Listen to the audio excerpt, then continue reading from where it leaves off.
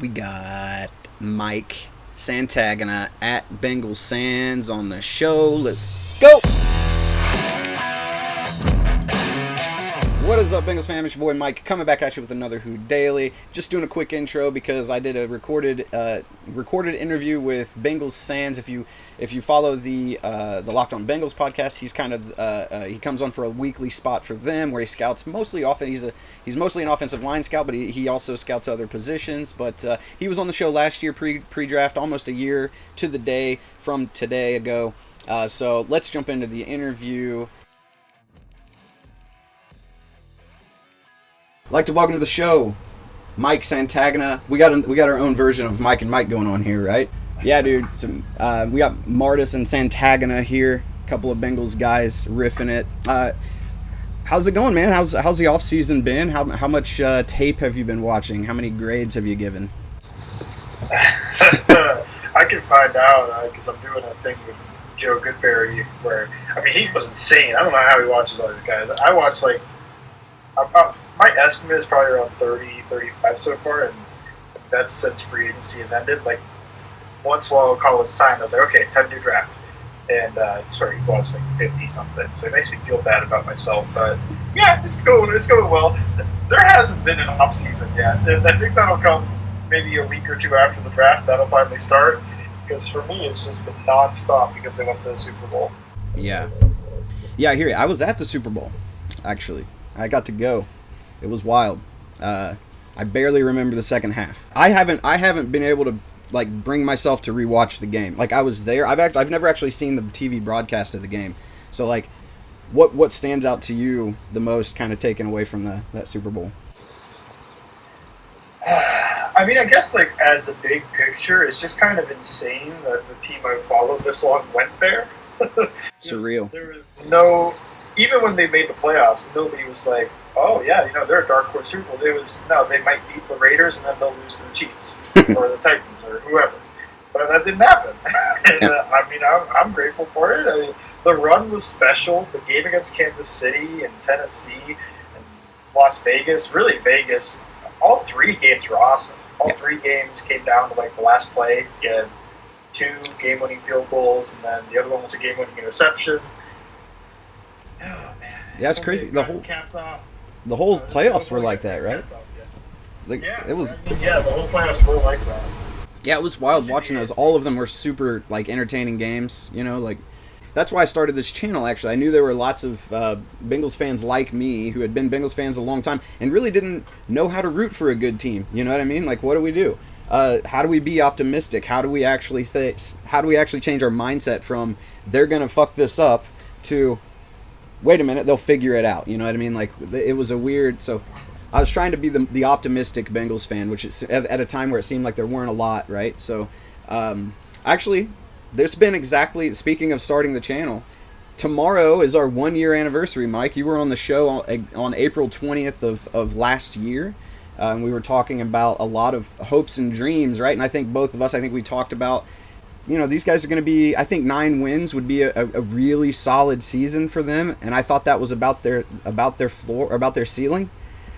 And they squeaked 1 extra win out on me, but I think we were both kind of that same opinion. 9 wins would be amazing. And then all of a sudden we're a year later, you're in the Super Bowl and you're like, what the heck's going on,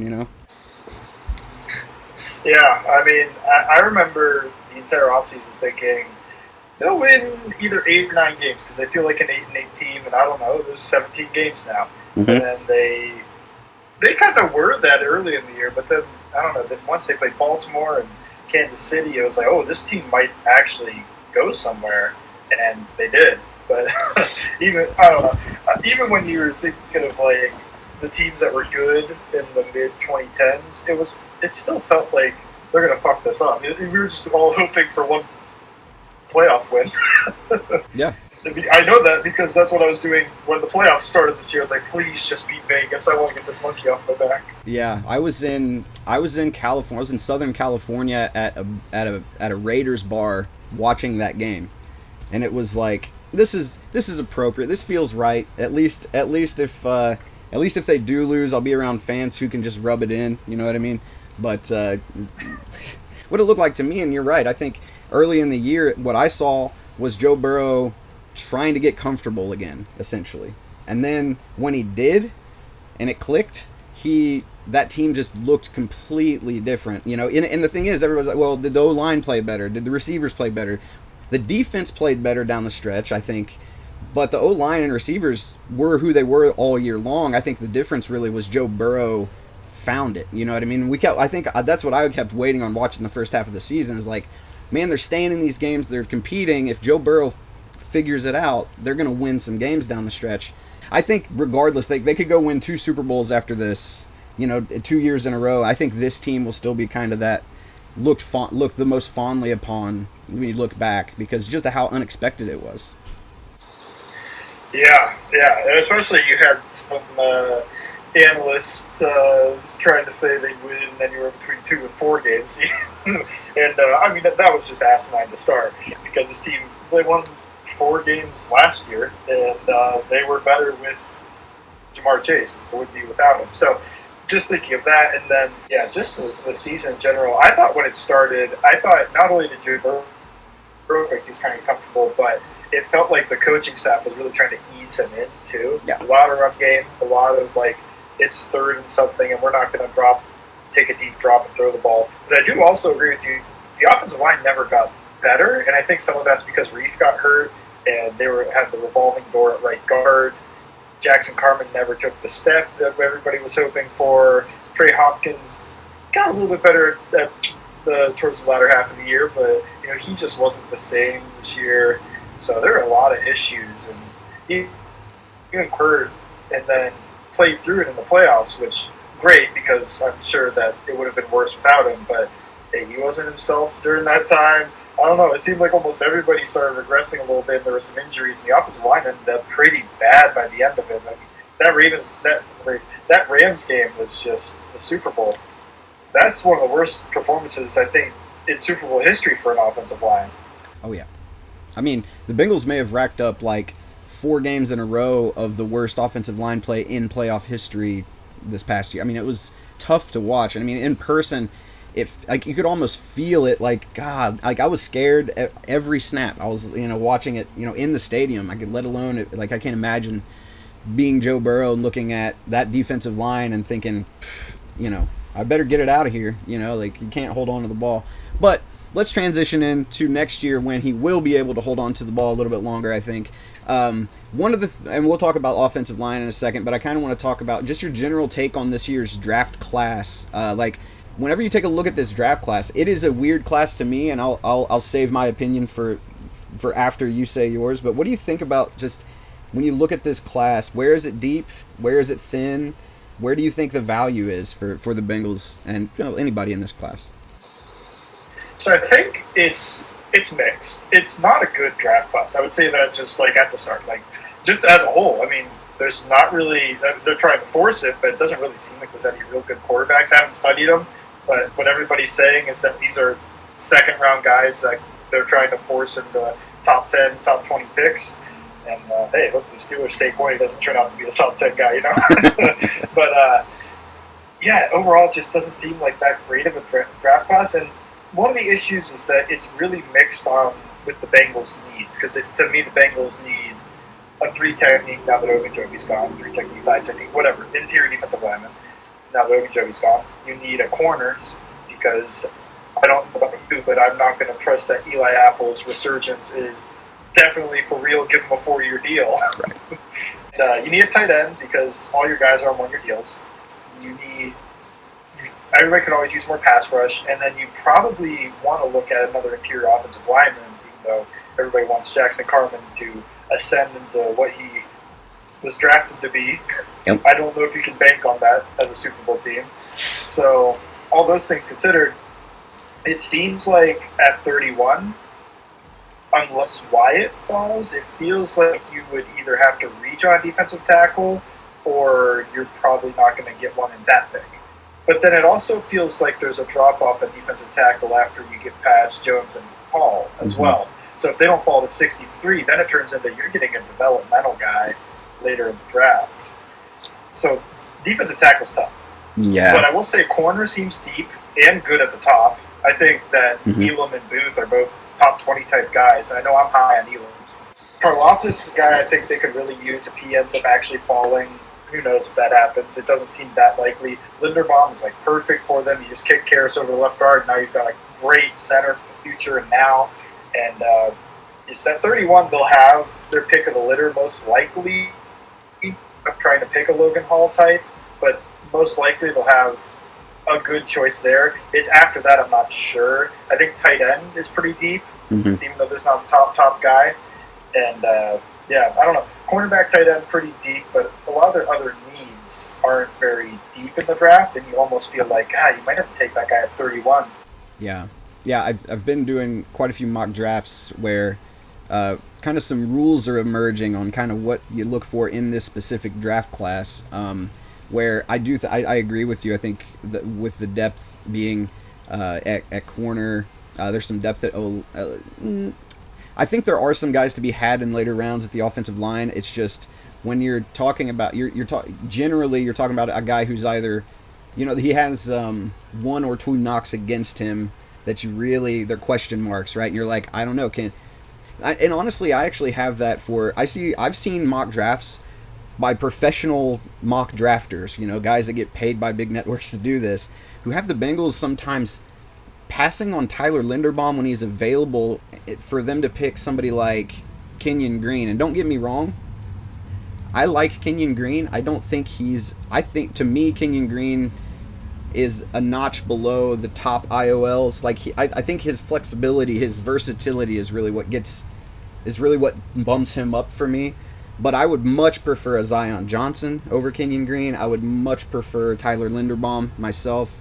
I think you interacted with one of my tweets recently where it said, I think there are a lot of people doing the Jamar Chase thing with Tyler Linderbaum and overthinking it. If you've got an elite prospect who checks all of the boxes, who Linderbaum now has, I keep hearing people say that Linderbaum is small. He weighed in at over 300 pounds at his pro day. There are lots of centers and a lot of really, really good ones who are playing in the NFL at around 305, right? I like what you see. I actually have in my notes here, like, to me, the safeties in this class, I think there are a lot of people saying, I've done mock drafts where I've taken Lewis Cine, I've taken even Jalen Petrie before at that 31 pick, not because I think he can play corner on the outside, but because I think that Lou Anarumo likes to have three safeties on the field, and I think he would be a really interesting piece with Jesse Bates and Von Bell, with also having Petrie. I think versatility is what Lou Anarumo values in the secondary, and so he's a very versatile. That's also why I like Daxton Hill for that versatility. But I think those guys feel like reaches at 31 to me. All of those safety prospects feel a little reachy. Like they all feel like Jesse Bates territory of the pick, which is mid-second round guy. And then the interior defensive linemen to me, like Perry and Winfrey, Travis Jones, Logan Hall, they all also feel a little bit like a reach at 31. You know what I mean? Like they to me feel like mid to late second round guys would be the value, right? The only people the only players I see that would be like worthy of the 31 pick that I see that are available every once in a while would be Linderbaum. I know that Bernard Raymond gets a lot of play from PFF, but I think he's too old to pick that high. And then there are some edge players I may take at 31 just because, as there's a mantra on my channel, Mike, you can never have enough pass rushers. Do you feel like because of the way this is shaking out that like the value may actually be for the Bengals to trade back to like the early 40s here? You know what I mean? And if you're able to I think if you can trade back and pick up a third round pick, trade back into the 40s and still get like Logan Hall, right, at about 45 or so, I think there's value in that. What do you think? I mean, because by the way, this is going against what I always say. If you remember last year, I may have said it to you last year. I don't want to trade first round picks ever. I think that like it's silly, sit there and take your value and move on. But the more I do mock drafts, the more I see these players, the more I'm like, man, this might make sense. You may actually get more better players at places you need them in this specific draft class if you trade back. What do you think? I think that's going to come down to on draft day to me. Yeah. Now, it comes down to what they value, and let's say neither of us think this, but let's say that they have Linderbaum the same as some other guys, maybe even Logan Hall, which I anywhere near true, but I'm just going to say, like, if the scouting staff thinks something like that, and they're both there, and then you just throw in a few more guys, Zion Johnson's there, Elam and Booth are there, and you've got like 5-6 guys that we feel good taking, then I think you trade back. And it always takes two to tango. So, like, sometimes you can't trade back because teams are. I always see people say, like, "Oh, but what if Sam Howell, if somebody's there, we could trade back." Well, if Sam Howell is that good, somebody would take him. Yeah. But yeah. So if you have all the guys there, maybe you could trade back, and then I don't know. I always get nervous about trading back though because the Bengals have done it before, where they trade back, and this is how they end up with like a Drew Sample. They trade back, oh, we've got a few guys here we like, and then all of them go, and now you're back on the clock. It's like, shoot, we were going to pick A.J. Brown. Okay, we need to figure out where we're going. And then they put in the card for Drew Sample. Yeah, that was tough, man. Honestly, when I look back at how Zach Taylor, how the Bengals drafted in the Zach Taylor era, that's really the one draft pick where I'm like, God, I hate that. Where I'm just like, that's a real stinker. I would have not gone anywhere close to Drew Sample with that high of a pick. The only other one to me, honestly, was Jackson Carman, and that's only because Creed Humphrey was there, and I had a very high grade on Creed Humphrey. I thought he was going to be a stud, and he was. He is. He's going to be a good starting center in the league for a long time. Sometimes you can overthink it, I think, with these situations, which is why you stay put and make your picks, right? How much have you looked at the tight ends at all? Past the top, so to me there's kind of a tier. For me it's Dulcich, McBride, maybe Jelani Woods sneaks in there. And then there's a little bit of a drop off, and there's this little mid tier of Bellinger and Ferguson, and then there's guys like Cole Turner and Charlie Kolar to me. Where do you think the Bengals value at tight end, given they don't need a starter, right? They signed their starter. He's a free agent, and he's really good. So they're looking for a guy that can be the next guy after. And I'm blanking on his name, which is why Hayden Hurst, the next guy after Hayden Hurst. So what do you think that they're looking for, and do any of these guys fit the mold?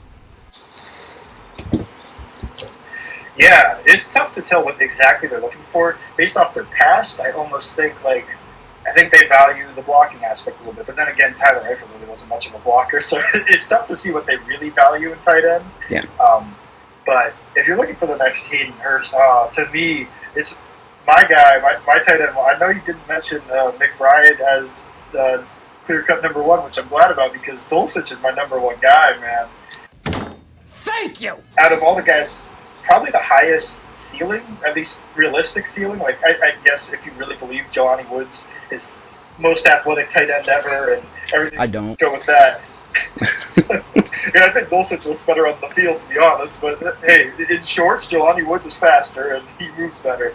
But when I watch him, man, I just think this is a guy. If you could get him to just below average to average blocking, mm-hmm. I mean, that's a guy he's such a difference maker. Running after the catch, I mean, awesome. I said one play against LSU where he breaks 3 tackles and runs 50 yards after the catch. You've got running great routes. He's a former wide receiver, and it shows. He beats guys both with the tight end physicality along with just his feet and shimmy shakes, all that stuff. He can release off the line well. He releases at the second level well when linebackers try to get their hands on him.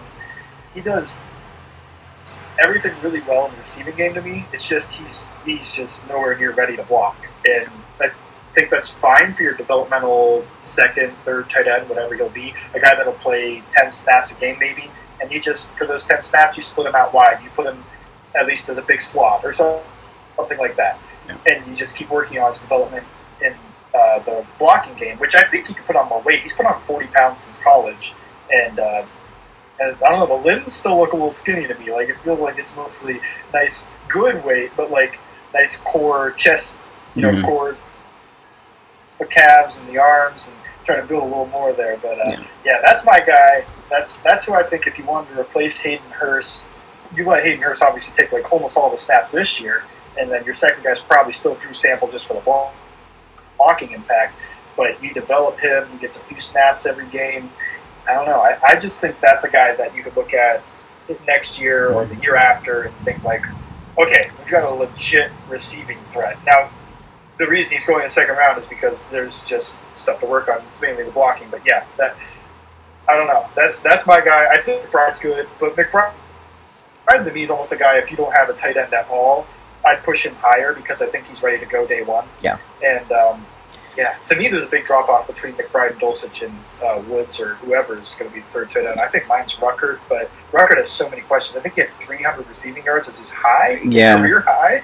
I have a lot of Ohio State fans on my channel, and every time I mention, like, every time I pass him up in a mock draft or talk about him, I'm just like, hey, man, I can't finish my evaluation of him because I can't watch any tape. He doesn't, like, he's run like 100 routes total in his career or something. You know, it's like, it's tough to... He doesn't. There's no production. He didn't test. You know, so no, thank you. I'm not. It's just too many question marks to draft a guy in the third round for me. You know what I mean? So for McBride, I agree with you. I think he's kind of he's the most ready to play in the NFL. But I think that's that's a size thing, and B, when I watch him block, like, yeah, he's probably the best blocking. I don't know. Johnny Woods blocks pretty well too, but McBride blocks well. But he's also, you got to take into consideration who he's blocking, right? He's not blocking Power 5 conference defensive ends or anything like that. He's, you know, he plays for Colorado State. So, like, you know, not knocking, you know, the mid conferences, but like competition level's got to be factored in there, you know. So, I mean, he's got the size and strength to definitely be able to block as a tight end in the league. So, we've been kind of touching around this situation of like what we look at when we're trying to figure out, is this player any good? Should people draft him? And I try to kind of give my channel viewers tips on when you're watching guys, if you're trying to figure out if they're worth taking at a certain spot. The things I look at, number one, watch their tape. Even if you don't know what you're watching, like most football fans, especially if you've played a little bit, like you played in high school, you've been on the field, you felt the competition. You know, you don't have to have played at a high level, but watch the tape. You can tell when a dude's dominating. You know what I mean? You can tell whenever, and that's what you're looking for, honestly. You're looking for a guy who looks like you can literally see, hey, he's better than the people he's playing against. Like, that's part of it. And then I say, look at the PFF grades on it, and this is just part of it. And what I say is, you want to see progression, right? You want to see every year they played in college, they got better, right? And it's not always, these aren't hard and fast rules, but this is what you want to see. And then from a RAS perspective, like, RAS isn't hard and fast, but it will give you, specific metrics on things you want your guys to be good at. If you're looking for a slot receiver, you're looking for good agility tape.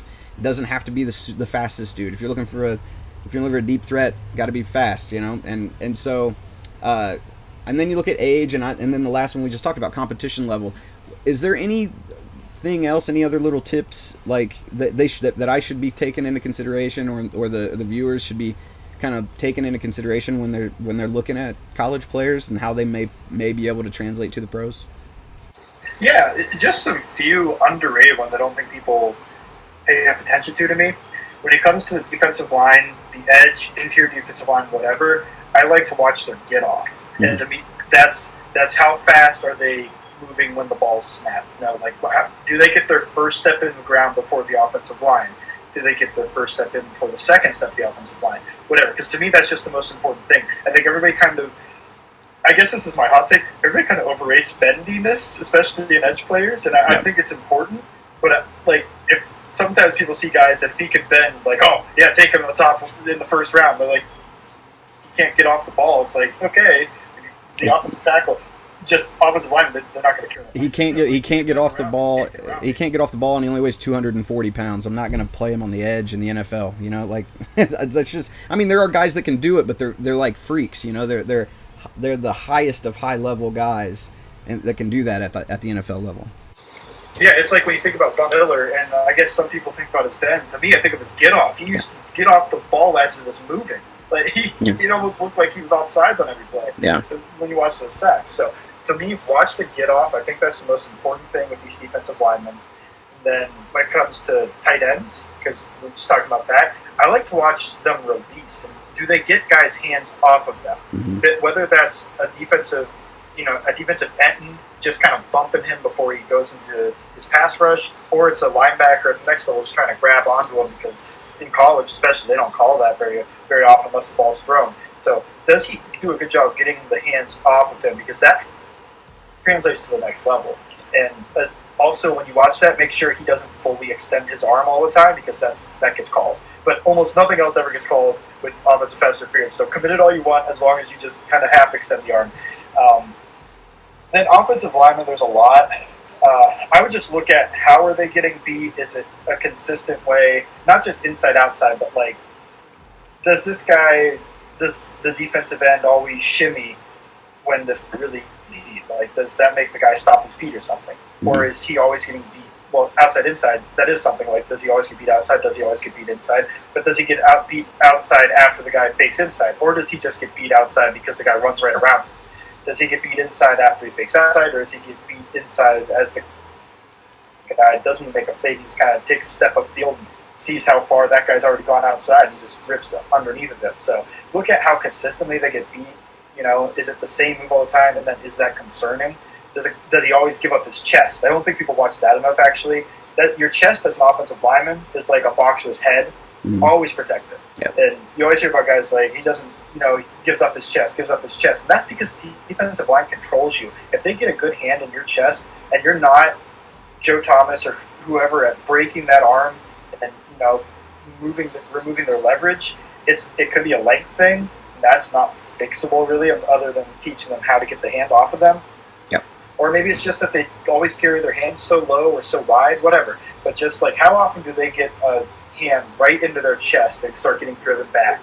I always watch that. Watch their anchor. Against power, are they able to sink down low and stop the guy from bull rushing you? Just, yeah. I don't know. There's a lot with offensive line that I like to watch, because that is kind of position of choice for me. But there's just some tips on some guys. Corners, difficult, especially on broadcast type film. You can watch their press jam stuff, and then you can watch them at the catch point, but typically you're not going to see them when the wide receiver breaks on his route, Yeah. So it is what it is. But yeah, watch the catch point. See, do they miss the ball when they jump for it? Can they not find the ball in the air? Are they dropping all their interceptions? Things like that. Because I do think tracking and ability to play the ball is really important for corners. And that's something that a guy like Dre Kirkpatrick never had. He almost had like everything else for a corner, but it's just like he had no idea where the ball was in the air. So that's something always to watch for too. So those are just some quick tips on a lot of different positions. Right on, man. Yeah, and I agree. Like, I played corner in high school. I think the main thing I look at, honestly, is basically if I can get an all 22 angle or like an end zone angle. If you pause the ball or pause the film when the quarterback gets his throw mechanism ready and see what the corner's doing. Is he breaking already? Then he's playing with anticipation, right? And he's understanding what he's doing. I think that's a big key, especially in a defense. And this is all scheme specific, right, Mike? So like that stuff you talked about with the offensive linemen. If you're playing a power run scheme, some of this stuff may not matter nearly as much, right? You're looking for maulers. You're looking for the Frank Pollock glass eaters, you know what I mean? But if you're running a wide zone scheme, you need a little bit more athleticism. Size isn't as big of a thing. Hand usage is way more. Being able to run and keep your head on a swivel to find your assignment, these kinds of things. It's all kinds of stuff. And with the corner, a lot of times if you can get good tape, you can see good corners. Like when I watch Derek Stingley, I'm like, that's a dude right there. You know what I mean? Like you watch even Kyrie Elam. It's like before he got hurt. And he kind of played through some injury, and he kind of never really got back, I think, to where he wanted to be. But before he got hurt, he was just he was a stud. He was like he reminded me kind of William Jackson's rookie year with the Bengals. Essentially, is what he looked like to me a little bit, but kind of more twitchy. He is smooth when he runs, though. But yeah, I also wrestled a little bit in high school, and like all the best offensive linemen I end up finding out were former like high school or collegiate wrestlers. And I think it's like what you said, it's hand usage. Like Tyler Linderbaum doesn't have long arms, but he doesn't need them because he's always had long arms, and he knows how to manipulate people with longer arms, because a lot of hand usage, keeping his chest clean, and he's just a super powerful dude.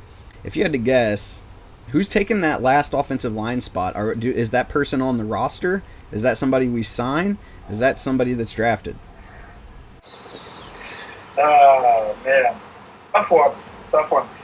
If it was me, I think it's drafted. I just don't know if I trust it. I don't think they're signing anybody at this point, except maybe a Quinton Spain, and that's a good pick, honestly, to see as who's the day one starter, because he's still in Cincinnati. He's a fine to solid level starter. Forget the last play of the Super Bowl. Otherwise, he was pretty good last year. I mean, I can forgive a guy. I can forgive a guy for getting beat by Aaron Donald. You know what I mean? Like, I think it was more egregious that the inside zone on 3rd and 1 with Samaje Perine. So that's what I blame it on a little bit more. Yeah. But I think it could be Quinton Spain. If I'm just going to put my money on it right now, I think it's on the team. I think it's Deontay Smith. I think he's going to be the left guard if it's somebody on the team. Wow. It's nothing against Jackson Carman. Everything you always hear about Jackson Carman, he came in overweight last year, and everybody keeps talking about he doesn't really have the work ethic, and all the coaches were claiming, well, he's matured now. To me, it's like he wasn't mature last year, all this stuff. And I know Deontay Smith works so hard, because you know how you know is that he was 265 pounds or something his senior year or his last year, I don't know, senior junior at Eastern Carolina. He came in at 310 and of good weight. He put on 50 pounds in 1 year of good weight. Wow. Just like, that's a dude. That's a guy that doesn't leave the weight room. He works his butt off. He does everything right. I think he would have been in the contention last year. It's just he got dehydrated before the second preseason game, and that was going to be his big shot. He was going to start, I think, at right guard, but he got dehydrated and played that game. And then you look at the season, tears his meniscus right before he would get a chance to start at right guard. And by the end, he's still the extra offensive lineman. He's doing well when he comes in. But, yeah, I don't know. That's my hot take, is that I think it's Deontay Smith if it's somebody on the team. Although, really, I'm hoping it's Tyler Linderbaum. Yeah, I think that's where I was going, is like, this all depends on what happens, 9 days from now or whatever. If they draft Tyler Linderbaum or Zion Johnson, either of those two guys, I think it's more likely that Linderbaum's there than Johnson's there. But if they draft Tyler Linderbaum, it's just too easy to just say, you're not beating out Linderbaum because you don't play center. They only have two centers on the team. Well, 3 if you Trey Hill, but nobody's taking that job from Linderbaum, right? And what are you gonna? Is Deontay Smith gonna take the job from Karras? For the other guard spot? Doesn't seem like it, right? So really, but I think this is all a good thing, by the way, Mike. I don't think we're talking about this is a bad scenario. I actually love having these veteran guys going to be starting for this year, maybe a little bit into the next 2 years, and now these young guys can sit there and learn. And then you've got the offensive line of the future on the squad, right? For when you cut ties with these veterans that you just signed, right? And La'el Collins is going to be here for a while, and that's good. They don't have to think about right tackle just yet. Although I think, to your point, I think when La'el Collins is done, I think that's Deontay Smith's job to lose. I think that he's a solid right tackle. So just want to thank you for joining, and anytime you're welcome back on. Maybe a post-draft recap show. If you got anything you want to plug, I know you're on Locked On Bengals. Is that weekly? Yeah, just about contributor about once a week. Right when the season ended, I wasn't on that much, but now it's weekly up to the draft. I probably won't be on every week, before the season starts, but then as the season starts, once a week. But, pretty much once a week. It's just during the off season, not always. But yeah, to promote, really just follow my Twitter at Bengal_Sands. That's where you'll find just about everything, everything I write for Sports Illustrated. It's all Bengals and Locked On Bengal. Thanks for having me on, though. I always enjoy coming on here. It's like a yearly, right before the draft type thing. I love it, man. So it's cool. Yeah, very cool, man. I use your stuff a lot. Like I've got this list of my Twitter list that's like all like the Bengals people that I actually trust and respect. That you're on there, and I see your tweets. You do a great job, man. Like you do way more than I have time to do. So I thank you for giving me content to make my channel. Yeah, even more than you know. So I appreciate it, man. And until next time, I've been Mike. This has been Who Daily. He's also been Mike. Peace.